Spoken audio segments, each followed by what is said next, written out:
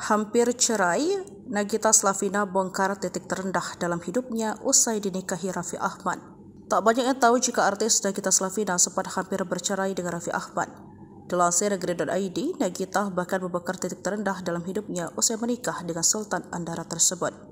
Semua orang kan tahu kita selalu mesra, tapi nggak juga sih. Tahu juga kita sering berantem, kata Raffi Ahmad di sebuah tayangan pada Selasa 9 Juli. Ketika ditanya tentang titik terendah menjadi istri, Nagita mengakui pernah berpikiran untuk berpisah dengan suaminya.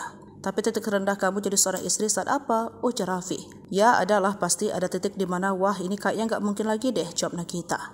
Mendengar hal itu, Raffi pun terkejut dan memastikan lagi pernyataan istrinya. Hah, kamu ada terbesit untuk meninggalkan aku? Tanya Raffi penasaran. Ya, pasti kayaknya setiap pernikahan pasti pernah berpikir seperti itu, ujar Nagita. Seperti diketahui, Raffi Ahmad pernah memuji Nagita Slavina terkait isu negatif yang sempat menimpa rumah tangga mereka. Raffi mengungkapkan bahwa ada pengalaman terakhir yang membuatnya sadar bahwa Nagita adalah malaikat pelindung setelah ibunya. Seperti diketahui, beberapa tahun lalu Raffi sempat diisukan memiliki istri lain. Rupanya Nagita Slavina berperan penting dalam masa depan pernikahan mereka pada saat itu.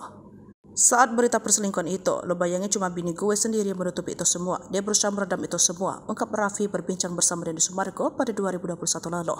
Menurut Raffi, jika saat itu Nagita terbawa perasaan kesal, ia bisa saja memilih untuk mengungkap nama perempuan yang digosipkan dengannya. Namun Nagita memilih untuk tidak melakukannya.